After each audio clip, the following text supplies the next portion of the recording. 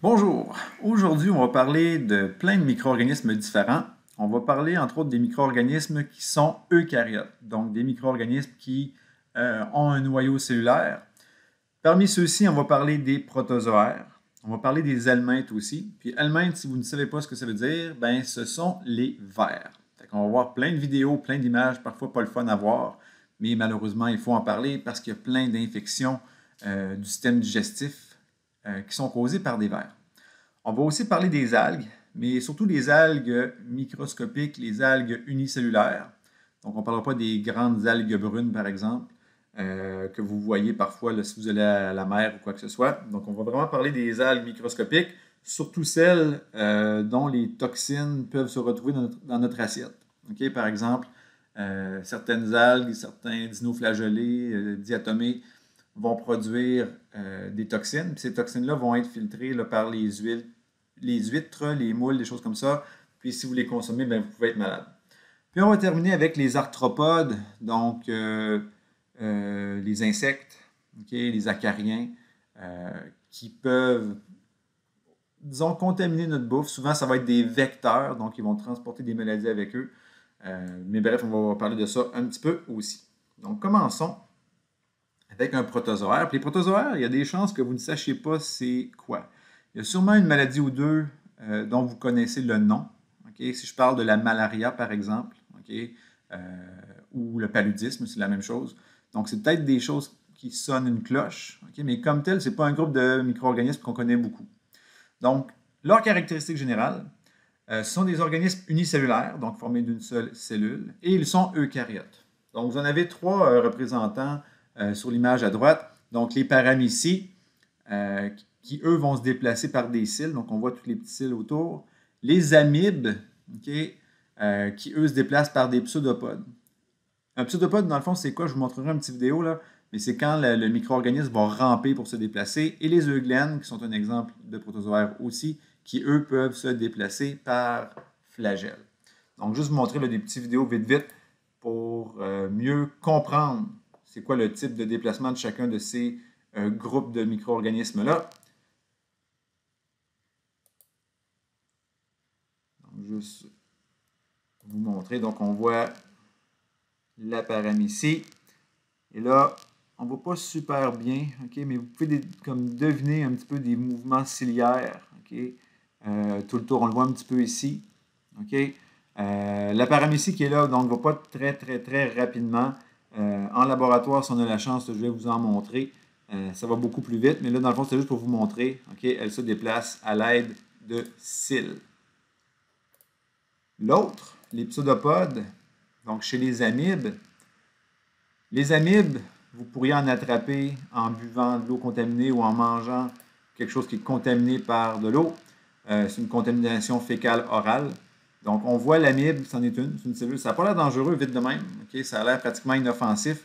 Ça se déplace très lentement aussi. Donc, on voit dans le fond la membrane qui s'étire d'un côté, qui se rétracte de l'autre. Donc, ça, les étirements comme ça de membrane, c'est ça qu'on appelle les pseudopodes. Okay? Donc, l'amibe, comme je disais, n'a pas l'air si dangereuse que ça. Mais ce qu'il faut comprendre, c'est que si elle se retrouve dans votre intestin, bien, elle peut le grignoter, s'abreuver de votre sang, causer de l'anémie, puis des diarrhées graves, ultimement causer la mort. Fait que c'est quand même plus dangereux qu'on pense. Puis le glène, qui se déplace par flagelle. On avait déjà parlé des flagelles là, avec les bactéries.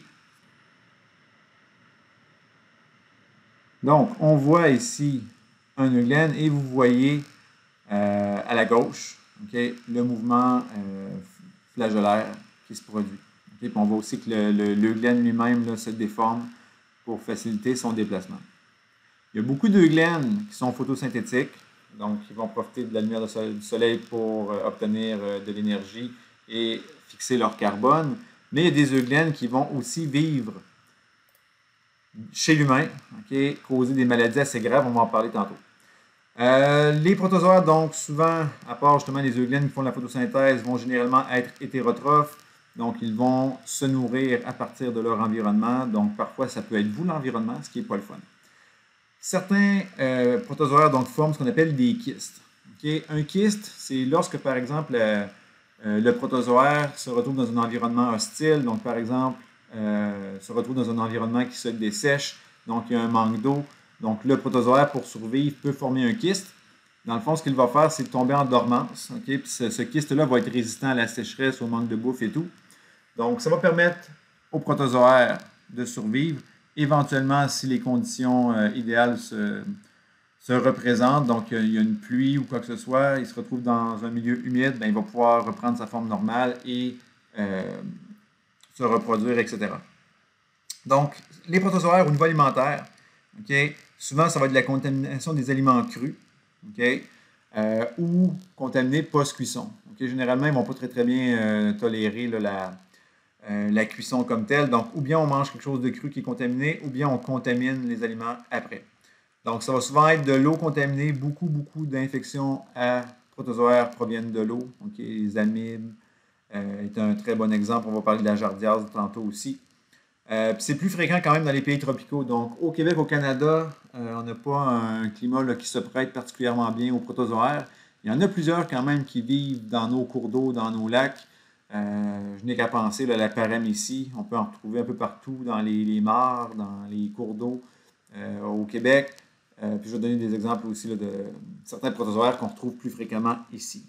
Mais généralement, il y en a beaucoup plus dans les pays tropicaux. Donc, commençons par une première, la jardiase. Okay? Donc, le protozoaire comme tel, c'est Jardia lamblia. Okay?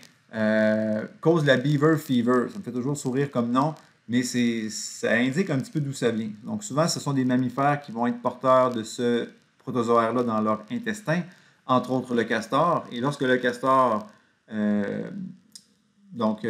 évacue ses excréments, évacue son urine, mais c'est souvent par les excréments là, que ça va sortir. Puis comme le castor vit dans l'eau, ben, les excréments vont se commencer dans l'eau.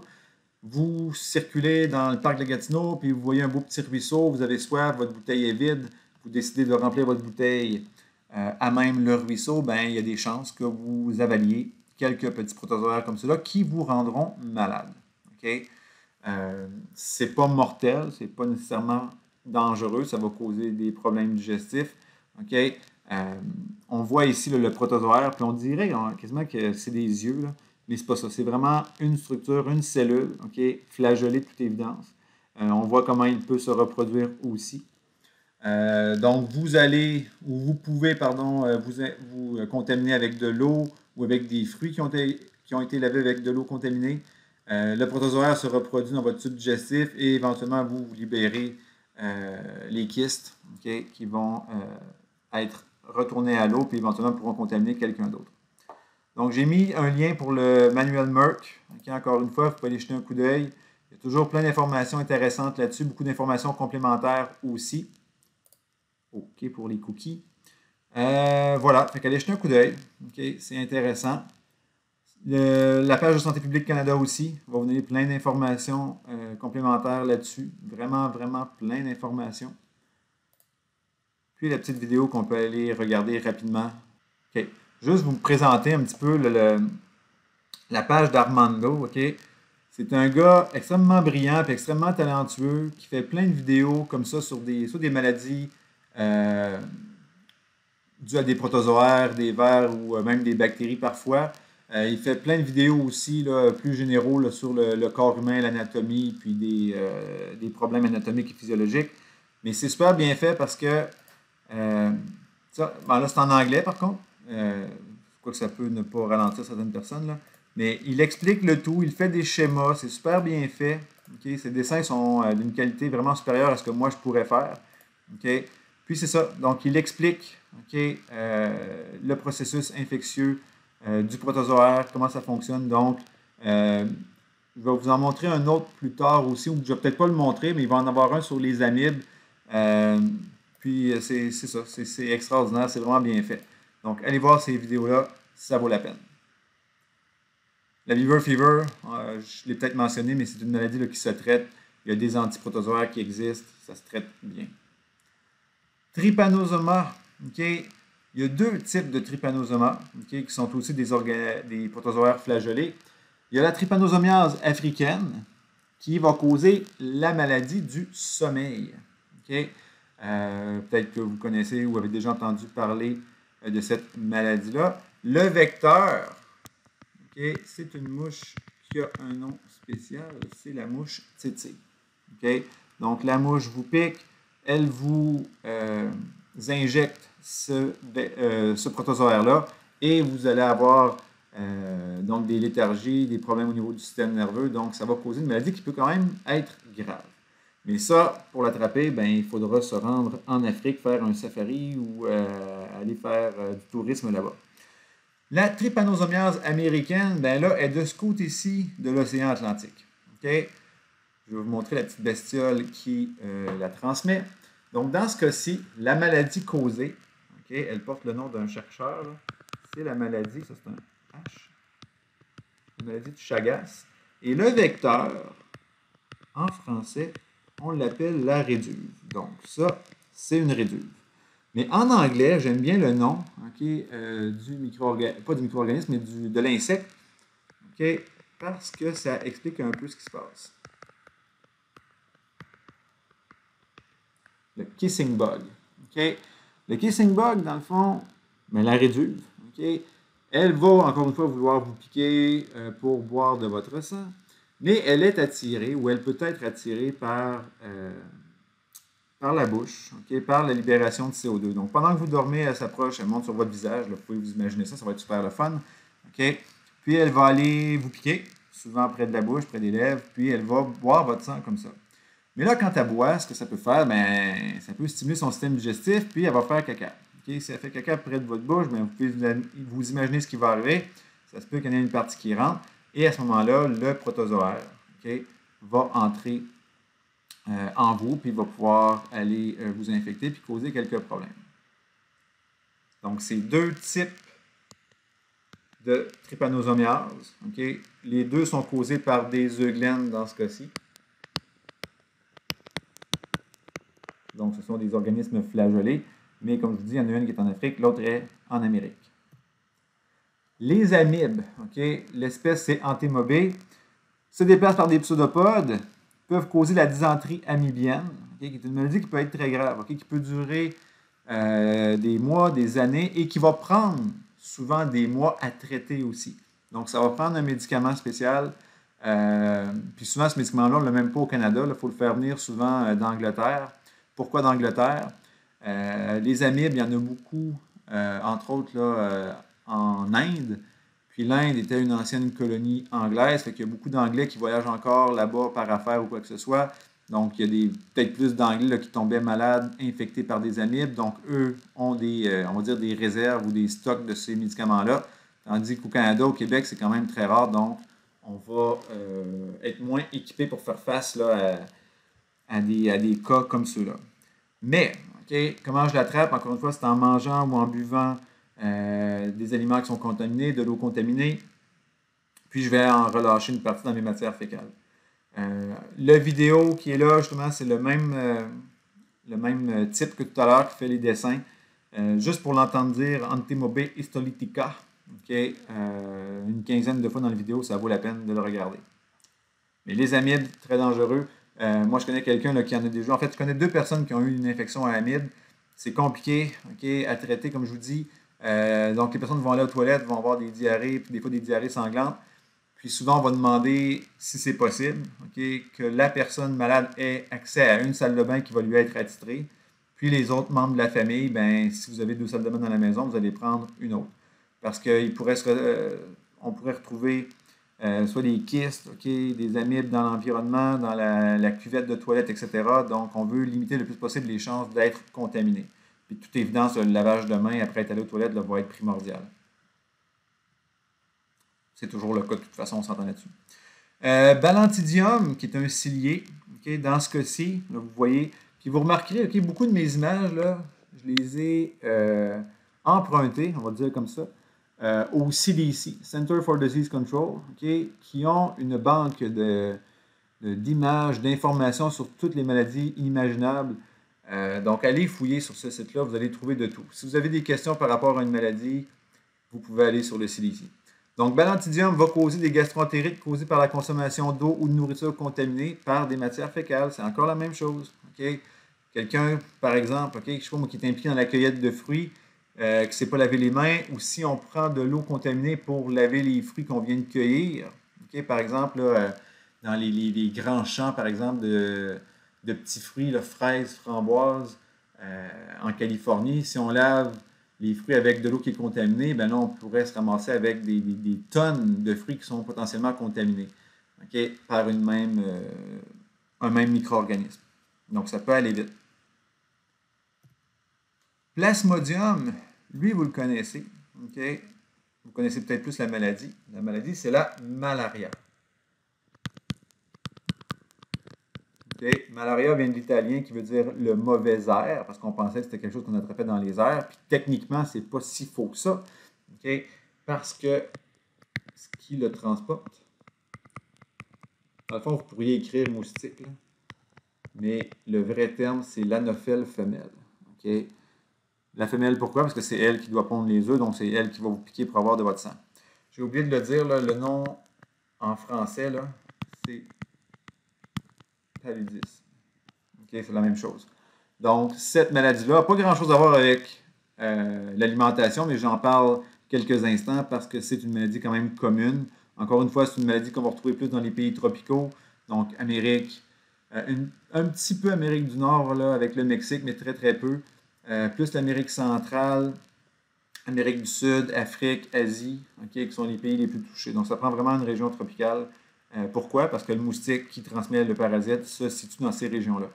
Okay? Puis même encore là, si vous êtes dans un pays, par exemple comme le Pérou, dans le nord du pays, il va y avoir l'Amazonie. Là, c'est sûr que vous risquez d'attraper la malaria. Okay? Il y a des façons de se protéger, ça c'est une chose. Mais dans un même pays, donc au Pérou, en Amazonie, vous pourriez attraper la malaria. Mais si vous allez dans les régions plus montagneuses, dans la cordillère des Andes, visiter la ville de Cusco, vous rendez à Machu Picchu, c'est en altitude. Donc, Machu Picchu, c'est à plus de 2000 mètres, puis Cusco, je pense, c'est à 3000 quelques mètres d'altitude par rapport au niveau de la mer. Il n'y a plus de moustiques. Okay? Donc, dépendamment de l'endroit où vous êtes, il y a plus de risques. Mais cette maladie-là, donc, va causer des anémies. Chez l'humain, le parasite s'attaque au foie et aux globules rouges. Puis ça va causer plein de problèmes. Ça peut être traité, okay, mais il y a des personnes qui en meurent quand même à chaque année. Toxoplasma, ça, on l'a ici, okay, qui cause la toxoplasmose. Si vous avez des chats, ça se peut que vous ayez été mis en contact avec ce protozoaire-là. Puis, ce n'est pas la fin du monde parce que pour quelqu'un qui est dans une santé normale, il n'y a pas de problème. Okay? Le problème, ça va être surtout si la maman est enceinte. Okay? Pourquoi? Parce que le protozoaire, bien qu'il n'ait pas d'effet néfaste ou très peu là, chez l'adulte ou même chez l'enfant, mais l'enfant d'un certain âge, lorsque la femme est enceinte, le protozoaire pourrait atteindre le fœtus et causer des problèmes très graves. Donc, si vous avez des chats, okay, puis que bon, vous êtes une femme et vous tombez enceinte, c'est plus une bonne idée pour vous de vider la litière du chat. Okay, parce que le protozoaire se retrouve dans les excréments de chat. Okay, et il est dangereux pour la femme enceinte et le fœtus.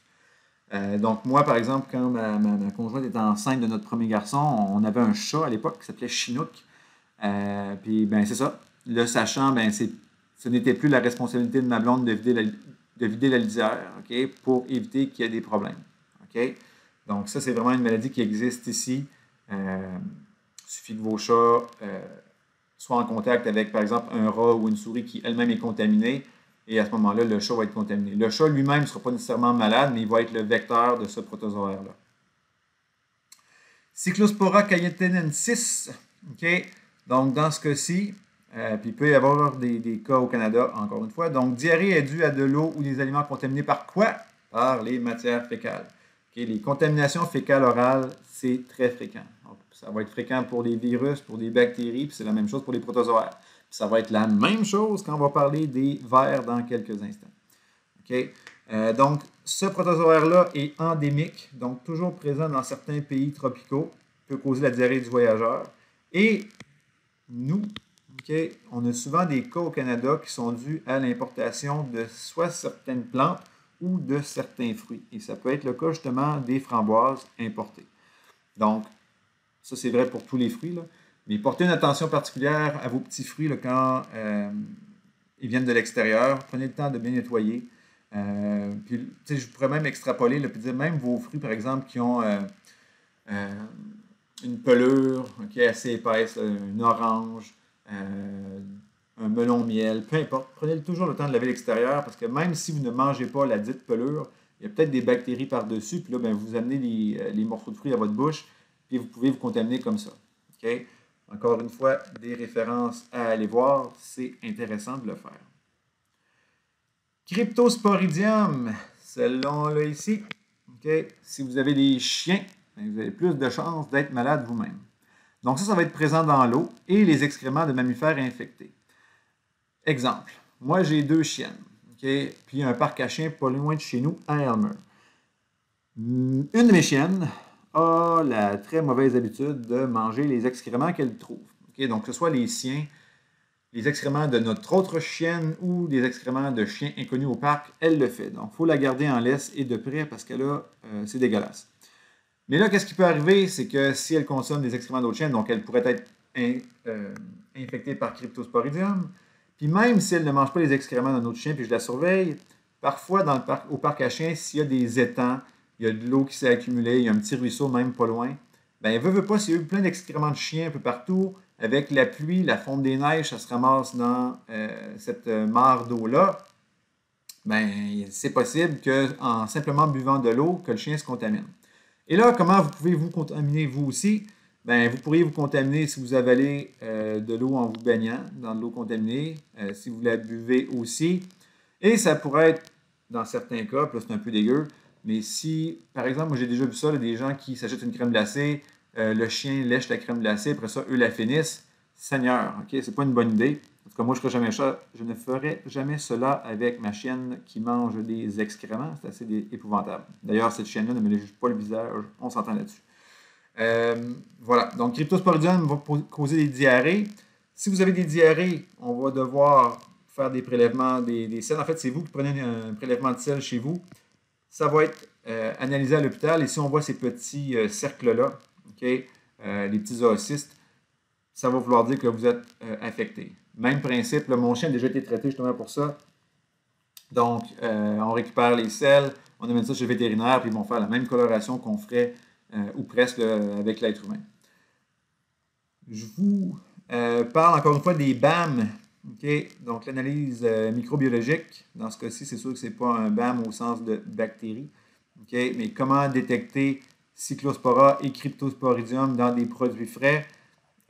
Donc, il y a des tests par PCR, donc de l'amplification en chaîne, et par une analyse microscopique, donc avec des colorations. Donc, encore une fois, vous pouvez aller fouiller, trouver de l'information là-dessus. Si un jour vous travaillez pour une compagnie, pour la CIA ou je ne sais pas quoi, vous allez peut-être recevoir des protocoles standardisés, mais essayez de vous rappeler de l'existence de cette page-là. Il y a plein d'informations là-dessus. On passe maintenant, ça va être vos préférés, les verts. Okay, les helmintes. Il y a 2 grands groupes d'helmintes. Okay, il y a les platelmintes, qui sont les vers là. Et il y a les nématodes, qui sont les vers. J'ai de la misère avec mes R. Donc, les nématodes, qui sont des vers. Seigneur, que j'ai de la misère. Rond. Okay. Chez les platelmintes, il y en a 2 sous-groupes. Donc, il y a les cestodes. Les cestodes, dans le fond, ce sont des vers qui ont un aspect segmenté. Tandis que les trématodes, c'est des vers qui ont un aspect un petit peu plus régulier comme ça. Okay? Les vers, c'est des organismes pluricellulaires et ce sont des organismes pluricellulaires complexes. Okay? Ils ont un système nerveux, ils ont un système digestif, ils ont souvent des systèmes circulatoires. Okay? Donc, c'est complexe. Okay? Ce n'est pas juste une cellule comme une bactérie ou un protozoaire. Leur reproduction peut être dioïque ou monoïque. Donc, ça veut dire qu'on peut avoir des espèces de vers qui ont des représentants femelles, représentants mâles. Et il y a aussi des vers qui sont hermaphrodites ou monoïques, donc qui ont les 2 sexes sur le même spécimen. Okay? Donc, on va aller voir quelques exemples des vers les plus communs, puis de ceux surtout qui causent des problèmes au niveau digestif. Le premier, et non le moindre, okay, le ténia, okay, communément appelé le ver solitaire. Oh boy. Celui-là, il est tout sauf microscopique. Okay? C'est un verre plat, mais il peut mesurer plusieurs mètres de long. Okay? Donc, essayez de vous imaginer ça, là, un beau, grand, long verre qui est peut-être plus grand que vous, okay? Et qui vit dans votre intestin. Bon appétit tout le monde. Donc, c'est un cestode, c'est un verre segmenté. On le voit sur l'image ici. Donc, la tête a une extrémité et si on se dirige vers la queue, on va avoir des segments. Okay? Ces segments-là, qu'on appelle des proglottis, donc vous avez le terme ici, donc ces parties-là vont être libérées dans les selles. D'ailleurs, souvent, c'est comme ça que les gens peuvent savoir s'ils ont une infection par un ver solitaire. Ça va être de voir les proglottis sur les selles. Parfois, ça bouge un petit peu d'ailleurs. Au-delà de ça, okay, donc les gens qui sont asymptomatiques mais qui le voient dans leur selle, il y a des gens qui vont être très affectés aussi. Il y a des gens qui vont avoir des diarrhées, il y a des gens qui vont avoir des crampes abdominales, il y a des gens qui vont faire de l'anémie, qui vont avoir des pertes de poids importantes. Donc bref, c'est tous des signes là, qui indiquent que vous pourriez être infecté par les vers. Dans le cas du ver solitaire, okay, on peut voir que dans un même spécimen, on va retrouver les testicules, les ovaires, le port génital, donc possibilité d'autofécondation dans ce cas-ci. Okay? Et dans le proglottis, quand vous allez libérer le proglottis dans vos selles, okay, il va y avoir libération des œufs. Ces œufs-là vont se propager dans l'eau. L'eau peut être bue par vous, donc vous contaminez, peut être bue par un animal qui, lui, maintenant, va être porteur et vous pourriez être contaminé par cet animal-là. Okay? Donc, on peut en retrouver chez le porc, chez le bœuf, puis dans certains poissons. Un petit vidéo pour commencer cette séquence-là sur les vers. Ce n'est pas le pire, je vous rassure tout de suite. Quoique ça peut peut-être vous inquiéter si je vous dis qu'il y en a des pires. Donc, c'est une dame ici qui a subi une colonoscopie. Donc, on est allé voir ce qui se passait. Et là, dans son intestin, bien, on voit okay, la présence du ver qui se tortille, qui se promène. Okay? Ce n'est pas super ragoûtant, on s'entend là-dessus. Comment on peut l'éliminer? Bien, il y a plusieurs façons. Il y a des médicaments qui vont paralyser ou tuer le ver et par la suite, vous l'expulsez en entier. Okay? Dans les selles, encore une fois. Il y a une technique, c'est plus ou moins pratiqué, on s'entend là-dessus, là, mais le simple fait, par exemple, d'être assis dans un bain ou dans un spa, donc dans de l'eau chaude, pourrait faire en sorte que le ver commence à sortir. C'est pas nécessairement une bonne idée d'attendre qu'il sorte comme ça ou de tirer dessus, parce que ce qui va arriver si vous tirez dessus, c'est que vous allez juste le casser, puis la partie qui est à l'intérieur va survivre. D'ailleurs, c'est très dur de le retirer mécaniquement comme ça. Okay? Les médecins peuvent le faire là, avec des pinces, justement, lors d'une colonoscopie. Mais ce qui arrive, c'est que le ver, sa tête, là, okay, regardez ici, hein, il y a des ventouses, il y a des crochets, okay, il y a plein d'outils qui lui permettent okay, de s'accrocher dans votre intestin. Okay? La tête du ver solitaire, on appelle ça le scolex. Là. Ça peut être payant, Scrabble des fois. Donc, c'est ça. Okay? C'est un ver relativement commun, on va le dire comme ça.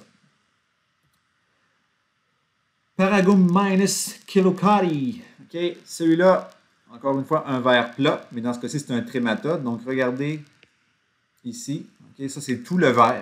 Okay? Il est beaucoup plus petit quand même que le ver solitaire. Il ne va pas se retrouver aux mêmes endroits. En fait, il peut attaquer vos poumons, se propager à travers le sang. Souvent, il va pondre ses œufs dans vos poumons. Okay? Ensuite, vous allez tousser. Les œufs vont revenir au niveau de votre bouche. Vous allez ravaler ces œufs-là. C'est dégueulasse. Vous n'allez pas vous en rendre compte. C'est des œufs microscopiques. Puis, éventuellement, les œufs, ben, vous allez les excréter en même temps que vos excréments. Okay? Puis, ça va retourner à l'eau. Regardez le cycle de vie de ce ver-là. C'est spectaculaire. Donc, vous le libérez. Ça retourne dans l'eau. Un escargot les capte, okay, ou se fait contaminer. Ensuite, l'escargot lui-même peut être bouffé ou peut contaminer un homard ou un écrevisse. Et par la suite, ben, sans que vous soyez vous-même le pêcheur, mais si vous manipulez le homard vivant, vous pourriez vous contaminer. Puis dans la petite vidéo qui est là, okay, c'est pas très long, je vous invite à aller la voir, là. C'est l'émission Monsters Inside Me. Donc, ils font toujours des reportages sur des maladies étranges, puis du monde qui ont souffert d'infections bizarres. Donc, dans la vidéo, vous avez un type qui a fait un pari stupide là, avec une gang de gars, avec ses chums, puis il est allé dans ils ont fait une randonnée de canot.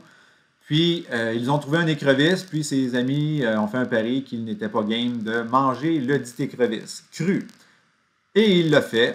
Je ne sais pas si on lui a donné 20$, une bière ou une tape dans le dos. Mais il a failli mourir, donc il l'a regretté quand même d'avoir mangé son écrevisse vivant. Les ascaris, ce sont de gros vers ronds dans ce cas-ci. Donc, quand vous voyez des méthodes, ce sont des vers ronds. Encore une fois, c'est une contamination fécale-orale. Donc, vous allez consommer les œufs du ver. Mais une fois en vous, ces vers-là qui vont se développer vont être pas mal plus gros. Et là, je vais vous montrer une vidéo. Puis là, je vous dis tout de suite, si vous avez le cœur sensible, vous n'êtes pas obligé de regarder la vidéo. Ce qui se produit, dans le fond, c'est que c'est un enfant qui a une infection très grave. Donc, c'est une infection qui est tellement rendue avancée qu'on ne peut pas juste donner un médicament à l'enfant pour que les vers, dans le fond, meurent et soient éliminés de façon naturelle. Il y a tellement de vers que si on donnait le médicament, dans le fond, ça pourrait paralyser, pas paralyser, pardon, mais ça pourrait bloquer l'intestin puis tuer la personne. Bref, donc on va aller faire des incisions. On va retirer mécaniquement les vers avec des pinces. C'est sûr que quand on fait une opération comme celle-là, ça se peut qu'il en reste des vers ou des œufs dans le tube digestif, mais par la suite, quand il y en a moins, bien là, on peut donner un médicament qui va paralyser les vers restants, qui va éliminer aussi les œufs. Donc, je vous montre la petite vidéo. Je vais vous faire regarder aussi un bout là, où même les intervenants dans la salle d'opération vont réagir. Donc là, l'intestin de l'enfant est sorti. Je vais faire avancer un petit peu plus vite. Donc, le médecin a fait, il l'a-tu fait? Oui, il a fait l'incision. Et par la suite, regardez, donc avec des pinces, il va aller chercher les vers. Donc, c'est assez impressionnant. Puis, je vais aller un petit peu plus loin. Puis, on va mettre le son. Yo no como espagueti, doctor, pero te lo estoy firmando, si no, no estuviera aquí. Dios! Wow! Voilà. Donc, même eux capotent un peu. Et là, ça va durer comme ça un certain temps. Moi, j'arrête ici. Souvent, ce que je dis à la blague, c'est peut-être pas la meilleure idée que d'aller manger des spaghettis après avoir vu une vidéo comme celle-là. Ça couperait la faim. D'ailleurs, c'est ce que j'ai mangé hier soir, mais ce n'est pas pertinent pour le cours. Donc, ça, c'est des ascaris. C'est quand même, vous l'avez vu, là, de longs et gros vers ronds. Les oxyures. Eux, j'ai une petite relation particulière avec eux. Pas moi personnellement. Mais ce sont de petits vers ronds. Donc, vous voyez, là, c'est peut-être 1 cm. C'est très petit comme verre. Mais c'est fréquent, puis ça arrive ici, au Québec. Pourquoi je dis que j'ai une relation avec ces vers-là? C'est parce que mon fils, mon plus vieux, vous allez voir, mon enfant revient souvent dans mes exemples, a attrapé une infection à oxyure lorsqu'il était à la garderie. Ce qui s'est produit, ce qu'il faut comprendre, c'est que ces vers-là vont pondre, les femelles vont pondre leurs œufs pendant la nuit autour de l'anus de la personne. Donc, quand vous avez un enfant qui est encore aux couches, bien, lui, il ne comprend pas ce qui se passe. Le fait que les femelles pondent leurs œufs, ça crée beaucoup d'irritation. Donc, l'enfant va se gratter au sang. Donc, quand vous voyez votre enfant qui se gratte les fesses au sang pendant son bain, par exemple, où il a toujours la main dans ses culottes, la main dans sa couche, c'est pas bon signe. Donc, nous, quand on a vu ça, on savait un petit peu ce qui se passait. Donc, on s'est rendu à la pharmacie. On est allé acheter du Combantrin. Combantrin, cherchez-le pas sur les étagères, il faut aller au comptoir à prescription. Cependant, vous n'avez pas besoin d'une prescription comme telle. Vous dites que votre enfant a des oxyures, des petits vers, puis on va vous donner ça. Tous les membres de la famille ont pris un comprimé et un comprimé seulement. Ça paralyse les vers et tout le monde les évacue le lendemain. Cependant, c'est important de bien faire le nettoyage de la salle de bain, donc des robinets, de la toilette, du plancher, des poignées de porte pour s'assurer que, oui, il n'y a plus de vers dans notre intestin, mais il y a peut-être encore des œufs dans l'environnement. Donc, en nettoyant tout, on limite les chances d'une réinfection. Ce qu'on a fait aussi, c'est qu'on a appelé à la garderie pour qu'eux fassent un ménage puis que ça s'assure qu'il n'y ait pas d'autres enfants qui soient infectés parce que sinon, c'est un cercle vicieux, c'est un cycle sans fin. Tous les enfants vont se contaminer un l'autre. Donc, qu'est-ce qui est arrivé à mon enfant? C'est ça, c'est peut-être à la garderie, il y a un enfant qui avait des oxyures. qui est allé à la toilette, c'est peut-être pas lavé les mains correctement, a peut-être mis ses mains sales sur, je sais pas moi, les robinets, la clenche pour actionner la toilette, il a peut-être touché à des jouets, des petites autos, des ballons, des poupées, la table, peu importe. Okay? Imaginez ce que vous voulez, là. Okay? Mais mon enfant a par la suite touché ces taches-là. Okay? C'est un peu épouvantable de penser ça, mais il s'est contaminé. Okay? Donc, il a avalé des œufs, puis il a eu l'infection par la suite. Okay? La détection comme telle, en tout cas, ça, je ne l'ai pas dit, là, mais pour vérifier ou confirmer l'infection à Oxure, ce qu'on peut faire, c'est aller voir littéralement. Puis là, ça a l'air bizarre vite de même, là, mais quand tu es un enfant, tu changes les couches, tu n'es pas étonné de lui voir l'anus. Donc, tu peux aller voir les fesses de l'enfant, puis on voit littéralement pendant la nuit là, les femelles qui sortent un petit peu et qui pondent leurs œufs. C'est pas super le fun à regarder, là, on s'entend là-dessus. Ce qu'on peut faire aussi, puis c'est quand même drôle là, quand tu y penses, c'est de prendre un bout de papier collant, coller ça en périphérie de l'anus de l'enfant ou de la personne, amener ça à l'hôpital ou regarder ça au microscope, puis on peut voir la présence des œufs. Quand même. Okay? Ça, je n'ai pas poussé jusque-là. Je n'ai pas pris du tape, collé ça sur les fesses de mon enfant, puis regarder ça au microscope le lendemain avec mes étudiants. Non, je n'ai pas fait ça. Autre infection par des petits vers, et là, on voit une image directe, puis il y a du stock. Okay? Regardez ça. Donc, c'était un enfant de 8 ans qui souffrait depuis 3 mois. Okay? Il y avait des diarrhées, il y avait de l'anémie. On a essayé plein de choses pour le traiter, puis on ne voyait rien. Puis là, quand on fait la colonoscopie, boum! Okay? Regardez la quantité, c'est des milliers de vers qui sont présents dans l'intestin de l'enfant. Donc, en administrant par la suite un traitement anti-helmin, donc anti-vers, on a pu le guérir. Okay? Mais ça ne doit pas être le fun. Puis généralement, on ne le sent pas. Là. Quand vous avez un ver solitaire ou des petits vers comme ça, vous ne sentez pas les vers bouger. Là. Okay? De la même façon que vous ne sentez pas votre nourriture ou vos matières fécales se déplacer en vous. Là. Trichinella, okay? Un autre ver rond. Donc celui-là, on va le retrouver dans la viande de porc qui est peu cuite. Okay? Ce serait la même chose, tantôt je parlais du ver solitaire, mais ça pourrait être le même principe ici. Là. Okay? Si vous mangez la viande qui n'est pas bien cuite, ben c'est là que vous avez plus de chances d'attraper le ver solitaire ou d'attraper la trichinella. Trichinella, son problème, okay, c'est qu'elle va vraiment s'enquister dans les muscles. Et nous, quand on mange un animal, généralement, ce que l'on mange, ce sont les muscles. Donc, si la viande de porc n'est pas bien cuite, ben, il y a des chances de vous contaminer comme cela.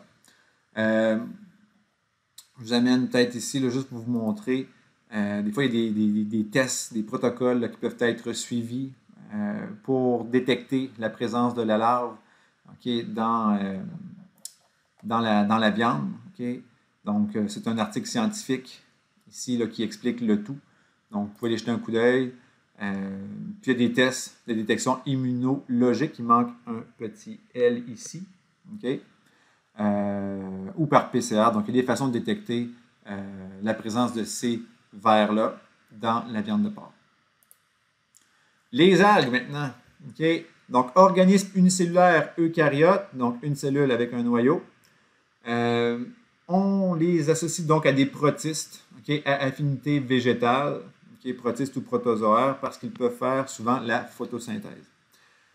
C'est la source alimentaire de plusieurs poissons, de plusieurs mollusques, okay, donc ça fait partie intégrante de la chaîne alimentaire. Le problème, c'est que certaines d'entre elles produisent des toxines. Et ces toxines-là, nous, on va les attraper souvent quand on mange les poissons ou les mollusques. Okay? Donc, on va en voir quelques-unes. On commence par les dinoflagellés et les diatomées, okay, qui sont deux principales catégories d'algues unicellulaires qui produisent des toxines et qui peuvent nous intoxiquer. La différence entre les deux. Donc, quand on parle de diatomées, okay, c'est ce que vous voyez ici. Donc, ça, c'est les diatomées. Leur paroi est faite de silice. Puis regardez là, écoutez, c'est fascinant quand tu regardes ça. Okay, on dirait des pièces d'ingénierie. Regardez les structures de ces micro-organismes-là. Okay, c'est des micro-organismes qui sont souvent unicellulaires. Puis regardez la structure de silice qu'ils créent autour d'eux. C'est de toute beauté. Okay, pour vrai, celui-là, là, c'est une œuvre d'art pratiquement. Donc, moi, ça me fascine. Mais c'est quand même dangereux. Là. Fait que même si c'est fascinant au regard, c'est peut-être moins fascinant à la digestion. Les dinoflagellés, eux, donc ici, on les a. Les dinos. J'aime bien dire dinos. Hey, j'écris mal. Je m'excuse. Donc, eux ont une paroi de cellulose. Donc, ça, c'est un sucre, un peu comme un sucre de structure qu'on va retrouver chez les plantes, là. Eux vont être responsables de plein d'intoxications aussi, entre autres lors de marées rouges.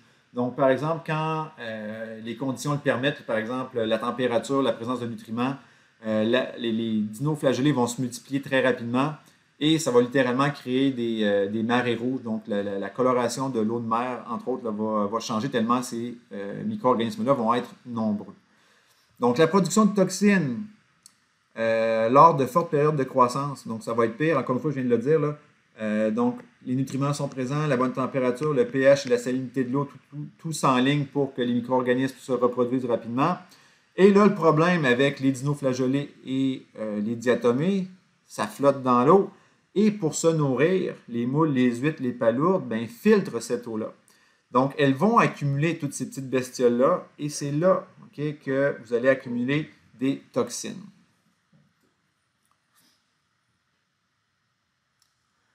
Parlant de toxines, donc l'intoxication par phycotoxine paralysante, donc elle est produite par un dinoflagellé. La toxine produite, c'est la saxitoxine qu'on retrouve dans les moules, les huîtres, la palourde.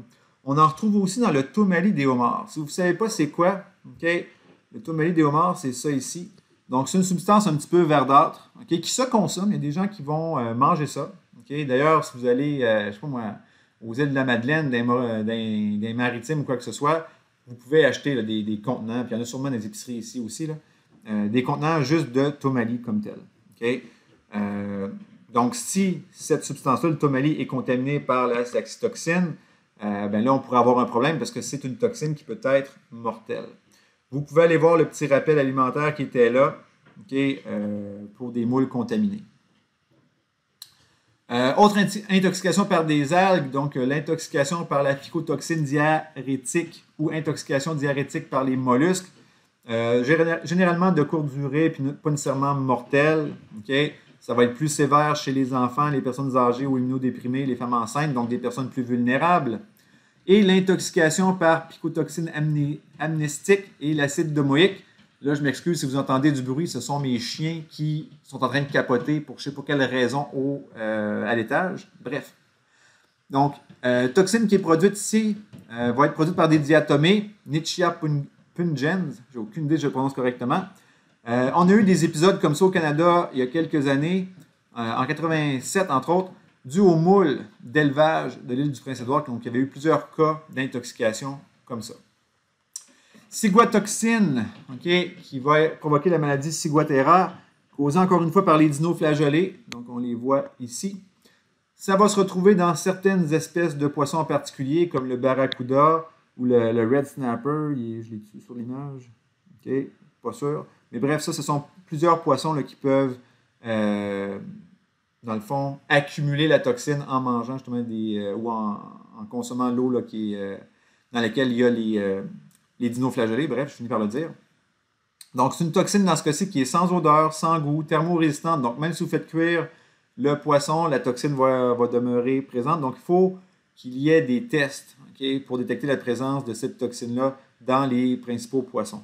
Ce que vous allez avoir comme symptômes, donc des crampes, diarrhée, nausées, myalgie, maux de tête, vue embrouillée, photosensibilité, démangeaisons cutanées. Donc, il y a plein de symptômes différents. Et où retrouve-t-on surtout ces problèmes-là? Donc, vous voyez, les régions en rouge, c'est les régions où la maladie est endémique. Donc, ça veut dire qu'elle est toujours présente, donc il y a toujours un risque.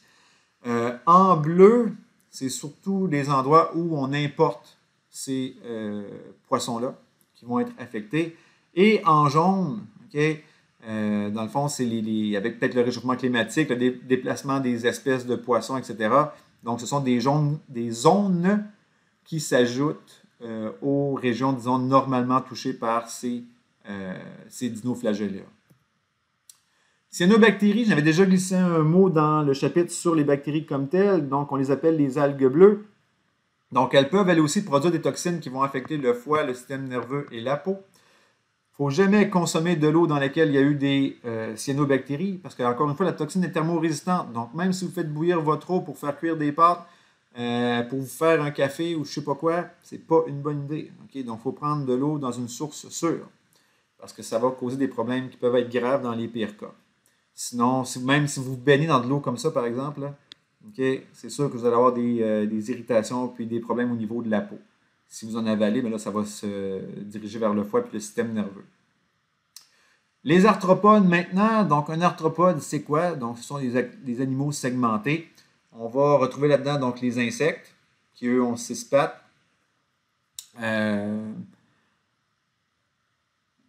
Les insectes comme tel, je me cherchais pourquoi j'avais écrit dans l'alimentation, j'étais perturbé là.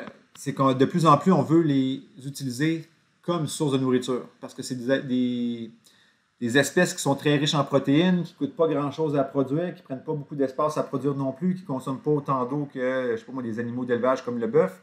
Donc, ça devient intéressant. L'insecte peut lui-même être le problème, la maladie, mais il peut être surtout le vecteur. Okay? Donc, par exemple, si on pense à tous les moustiques là, qui peuvent transmettre justement la malaria, la fièvre jaune, la dengue, le virus Zika, donc là, on parle de vecteurs dans ce cas-ci. Les arachnides, eux, ont 8 pattes. Okay? Donc, les araignées, de toute évidence, mais on va aussi avoir là-dedans les acariens. Donc, les acariens, vous dormez avec tous les soirs dans votre lit. Il y en a des milliers probablement. Il ne faut pas s'en faire. Il ne faut pas brûler votre lit pour ça. Okay? Généralement, ils ne causeront pas de problème. Puis les problèmes qu'ils peuvent causer, s'ils en causent, c'est des allergies. Puis les allergies, dans le fond, vous êtes allergique aux excréments d'acariens. Et l'autre maladie qu'ils peuvent causer, c'est la gale. Ça va être une infection de la peau. Donc, l'acarien se faufile dans votre peau et cause des problèmes. Les arachnides peuvent aussi être des vecteurs de maladies, okay, comme le typhus, la fièvre pourprée des montagnes rocheuses. Quoi d'autre? J'essaie de penser vite. J'ai parlé de la gale, mais ça, c'est l'insecte, pas l'insecte, mais l'arachnide lui-même qui va la causer. Bref. Puis aussi, bon, les crustacés. Okay, on vient de parler de homards, d'écrevisses, on pourrait parler de crabes. Donc, eux-mêmes, on les consomme, mais parce qu'on les consomme, okay, ils peuvent nous contaminer. Okay, on parlait du tomali de homard qui peut contenir certaines toxines. Donc, il faut être vigilant. Si vous vous rappelez aussi tantôt, la manipulation, par exemple, de homard pourrait faire en sorte que je suis contaminé par certaines espèces de vers, okay, la douve. Donc, il faut faire attention à ça. Puis, je ne l'ai pas nommé, mais juste pour le plaisir, là, si vous vous demandez c'est quoi cette bestiole-là, c'est une punaise de lit. Okay? Donc, la punaise de lit est le problème elle-même. Si vous allez à l'hôtel, toujours vérifier le rebord des matelas pour vous assurer qu'il n'y ait pas de petites punaises de lit. Si vous voyez des taches de sang, si vous voyez des œufs, c'est comme des petites taches noires là, dans les rebords, c'est pas une bonne nouvelle. Puis un autre truc, ne jamais déposer votre sac ou votre valise directement sur le lit ou sur le tapis parce que les punaises pourraient être là. Donc, déposez-les sur des meubles en bois, okay, comme une table, une commode ou quoi que ce soit. Donc, donnons quelques exemples plus précis. Donc, par exemple, la mouche domestique. Là, moi, quand je fais la vidéo, là, on est encore l'été. En fait, on est rendu le 1er septembre. Au moment où je fais cette vidéo-là. Donc, les mouches, il y en a encore. Okay? Chaque mouche peut pondre jusqu'à 400 œufs. Donc, c'est quand même une reproduction assez importante. Donc, on voit les œufs ici. Ces mouches-là peuvent être des vecteurs de maladies, okay? Pour l'humain et pour les animaux de ferme. Puis là, il faut faire attention. Okay? Tu sais, des fois, bon, on se fait un pique-nique, on fait un barbecue, on mange à l'extérieur, puis bon, il y a des plats, puis les mouches vont se déposer dessus, puis souvent, on fait juste comme passer la main au-dessus de la mouche pour qu'elle s'en aille. Mais il faut être conscient que la mouche, là, avant de se déposer sur, je sais pas moi, vos côtes levées, votre poulet, votre sandwich ou quoi que ce soit, elle est peut-être allée se déposer sur les matières fécales d'un chien. Peut-être, tu sais, on ne sait pas sur quoi ça s'est déposé. Donc, ça peut être des vecteurs de maladies relativement graves, de salmonelle, de plein de choses. Okay? Donc, il faut faire attention à ça. Je vous invite à aller jeter de l'information sur... jeter un œil sur l'information qui sont ici. Vous allez en apprendre plein de choses, okay? Sur la mouche et les maladies qu'elles peuvent transmettre. Puis juste pour compléter la diapo qu'on voit, donc on voit les œufs, la larve et la mouche une fois adulte. La drosophile. Okay? Encore une fois, on est le 1er septembre, puis j'ai l'impression qu'il y en a partout dans ma cuisine, toujours autour de mon récipient de compost ou dans mon panier à fruits avec mes bananes, etc. Donc, c'est ça. Elles sont attirées par Les fruits sont attirés par le vin. Okay? En fait, même si vous voulez vous débarrasser de drosophiles, là, si vous avez une bouteille de vin que vous avez vidée avec vos invités ou tout seul, qui sait, je ne sais pas, moi, il y a peut-être des alcooliques dans le groupe, là. Donc, vous pouvez buvez votre bouteille de vin, puis il reste juste quelques gouttes dans le fond, là. Laissez la bouteille ouverte sur le comptoir. Les drosophiles vont avoir tendance à aller dedans. Vont avoir de la difficulté à en ressortir. Le lendemain, vous pouvez soit rincer la bouteille ou la mettre à l'extérieur. Puis les drosophiles vont ou bien mourir ou bien être sortis au moins de la maison. Mais ça, les drosophiles comme tels, c'est vraiment une nuisance. Puis il faut se méfier aussi parce que si on les laisse en très grande quantité ou en très grand nombre dans la maison, ben, il va y avoir des mâles et des femelles. D'ailleurs, là, il y a toujours une différence entre, si je me rappelle bien, ça, ce sont les mâles, ça, ce sont les femelles. Okay, on les reconnaît avec les taches comme ça ici. Puis il y aurait d'autres façons de les reconnaître. Généralement, les femelles sont plus grosses aussi. Mais bref, si elles se reproduisent, donc elles vont pondre des œufs, puis il va y avoir des petites larves.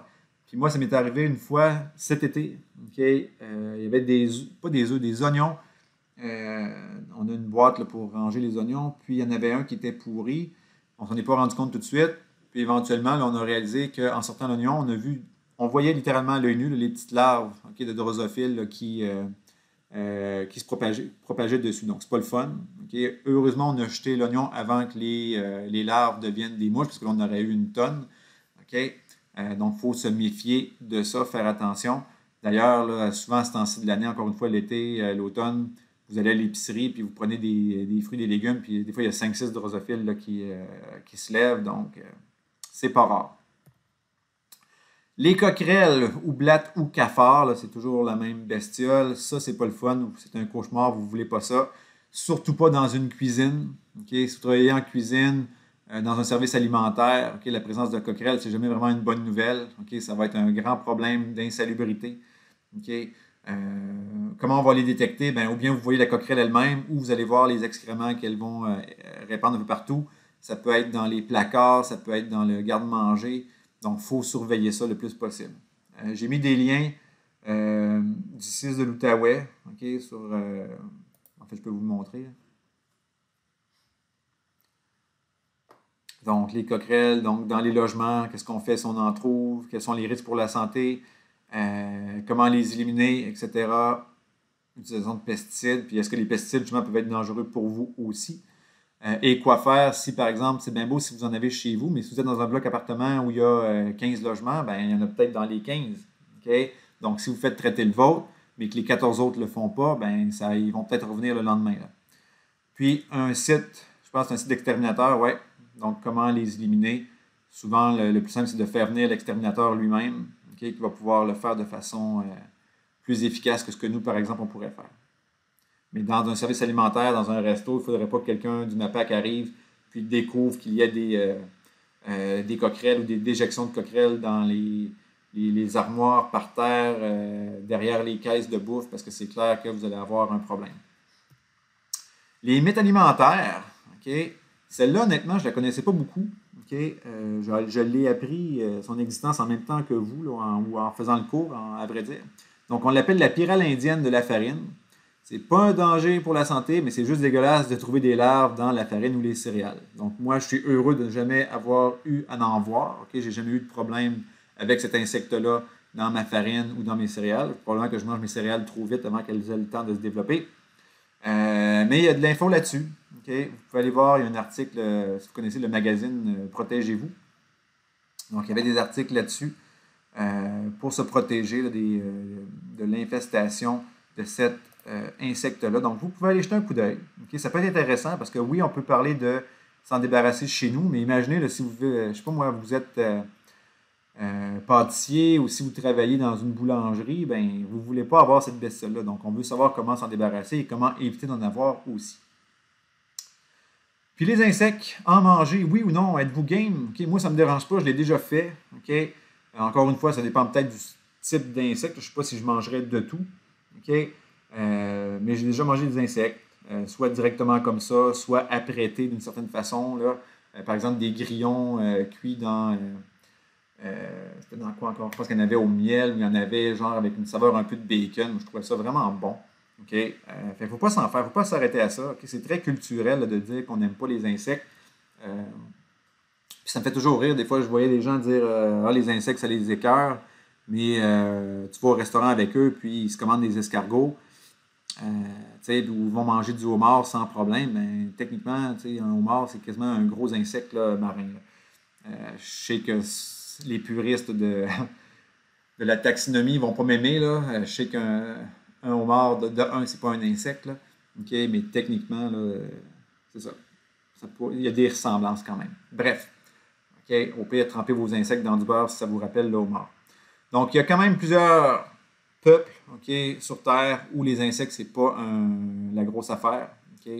En Asie, en Afrique, on va manger plus d'insectes que ce que l'on fait ici. Certains peuples aussi d'Amérique centrale, d'Amérique du Sud vont le faire. Donc, nous, c'est vraiment culturel. Là. Mais éventuellement, on va peut-être être appelé à en manger plus parce que, bon, on va avoir des limitations au niveau de la bouffe peut-être produite. On va avoir besoin de conserver l'eau. Parce que quand vous faites de l'élevage de bœuf, ça prend pas mal plus d'eau qu'un élevage de grillons. Puis aussi, c'est vraiment des sources de protéines, de nutriments assez importantes. J'ai mis des vidéos, allez les voir. J'ai aussi fait un lien vers une entreprise québécoise qui fait l'élevage d'insectes, puis vend ses produits soit en insectes directement ou sous forme de farine. Fait que, si ça vous écœure de manger l'insecte directement avec ses pattes puis tout, bien, s'il est réduit sous forme de farine, puis vous mettez ça dans du pain, dans une recette quelconque, dans des muffins, bien, ça va moins paraître. Et voilà, ça termine le chapitre. Faites le glossaire. J'espère que ce chapitre-là ne vous aura pas trop dégoûté. Surtout la section peut-être sur les vers. Allez voir les liens qui sont là. Lisez, c'est toujours très important, gang. Lisez les sections dans votre manuel. Répondez aux questions. Faites vos devoirs comme il faut à chaque semaine, gang. Ça va éviter le fait de faire un gros rush d'études avant l'examen. Donc, j'espère que ce cours vous a intéressé, que vous avez appris plusieurs choses. Et si vous avez des questions, ne vous gênez pas. Bonne journée.